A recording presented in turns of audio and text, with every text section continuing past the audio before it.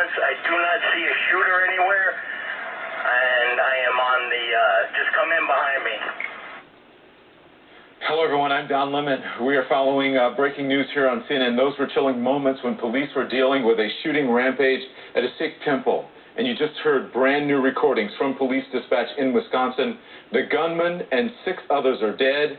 An officer was wounded in a firefight. CNN's Ted Rowlands is there bringing us the very latest on that. We'll get to Ted in just a moment, but first I want you to hear from the police and that dispatch, and then we're back to Ted. The subject's not moving. We're encroaching upon him. He's not moving.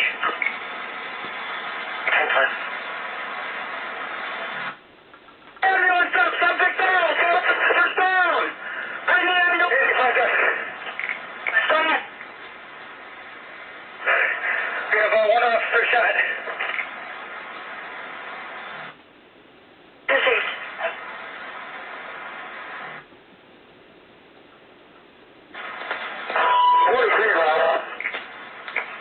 Franklin Dispatch, Squad 7512 South Howell Avenue. Subject with a gun, holding, white T-shirt. Officer down. Officer down.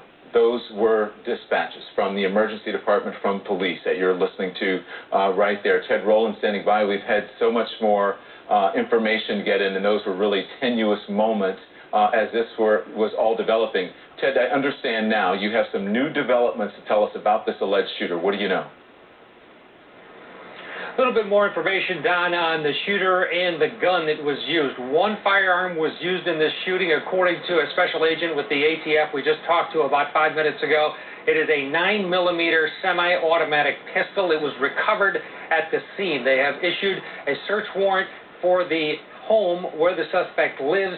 They are executing that warrant as we speak right now, looking for more weapons, going through the computer files, if there is a computer there, or any other information about this suspect and what could have led to this shooting. Take a listen to a portion of the interview we did with this ATF agent just a few minutes ago, talking about the suspect.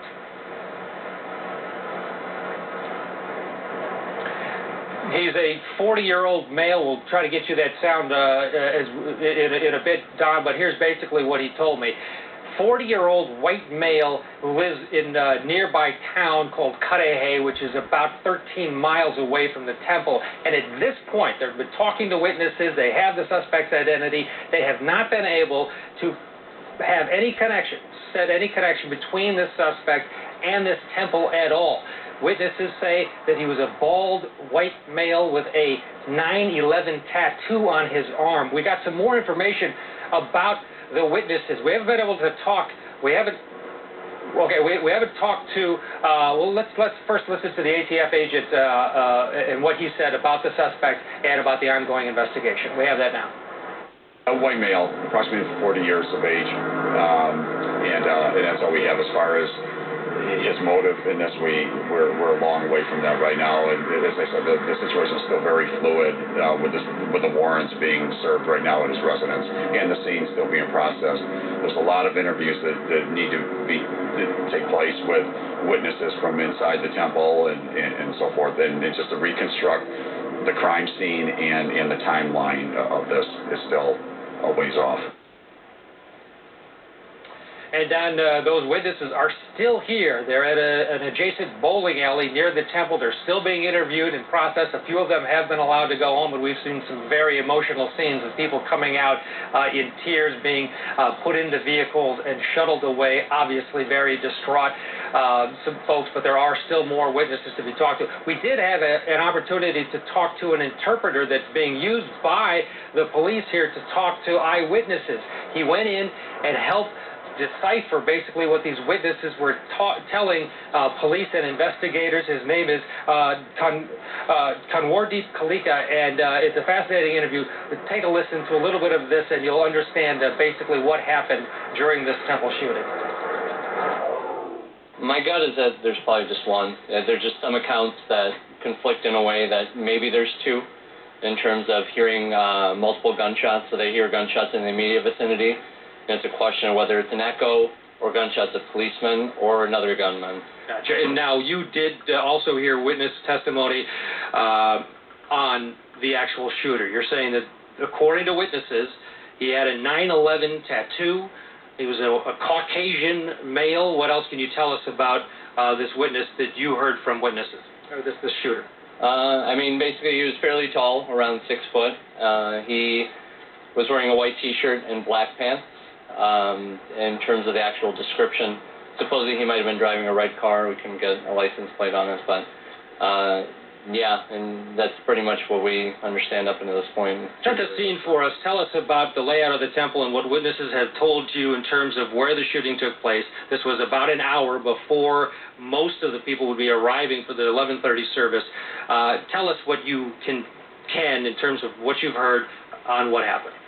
So essentially the temple is located just off the street. There's a large parking lot once you drive in a little bit, and one of the gunmen opened fire right at the entrance of the parking lot, killing at least one, if not two people there. The gunman proceeded to enter, and I'm not sure where the gunshots were fired at that point. It might have been in this area just outside, what we call Darbar Hall, or the religious room, where we keep our holy book and where people pray. And people from the kitchen had heard it, and they fled, and then I guess he went into the holy room and opened fire on some individuals there, injuring multiple, mainly turbaned individuals. And beyond that, he did open fire. He actually went to another area off to the side where the kitchen area was, where a lot of the ladies were cooking the food we feed the congregation, and opened fire there, and they were fortunate enough to basically duck down and dodge it. So there's really only minor injuries, but for the most part, yeah, it was mainly, most of the stuff was done in front of the holy room and in the holy room. And you say that the possible targets here were turbaned individuals. You're talking about male victims, and you say that these were holy men. A few priests were, in your estimation, through what you've heard from witnesses, targeted. Yeah, well, it seems the few casualties that have been divulged to me have been the equivalent of priests, the holy leaders of our temple, as well as my uncle is one of them, who's one of the administrators of the temple. So it's mainly those individuals who have been targeted or were shot. And yeah, I mean, maybe it was because the ladies were fortunate enough to dodge it out, but so far, most of the people I've heard who've been shot or killed were all turban males. And again, 7 dead, including the shooter, Don, and one of the injured is the police officer that was first on scene, who was, as we have been telling you, was, quote, ambushed, according to police investigators, by this shooter. His partner is the one that shot the shooter in the parking lot. We do understand that the officer has gone into surgery and is expected to survive, but he was shot multiple times at the scene. And as you can imagine, outside the temple still here, a very emotional scene as people are coming and going, coming to see who was shot. The names have not been released yet. The rumor mill, obviously, as it always does in a case like this, is running. So there are a lot of folks that are dealing with not knowing, or when they do know, dealing with grief. Absolutely, and one of which is it's not exactly a rumor, but it is it's secondhand information from people who are speaking to witnesses about that 9/11 tattoo. The suspect very well may have that. Police have not confirmed that, nor have we seen it, but this is according to a neighbor and also from a relative of people who were inside of that temple. Correct, Ted? Correct, and I did ask Thomas Ahern from the ATF that question, and he said that he, quite frankly, just didn't know. He didn't know about any markings on the shooter's body, but we've heard it now from 2 different sources, one from a neighbor of the suspect and one from an eyewitness through this interpreter here at the scene. Ted Rollins in Wisconsin. Ted, don't go anywhere. We'll be relying on you for more information as it comes in.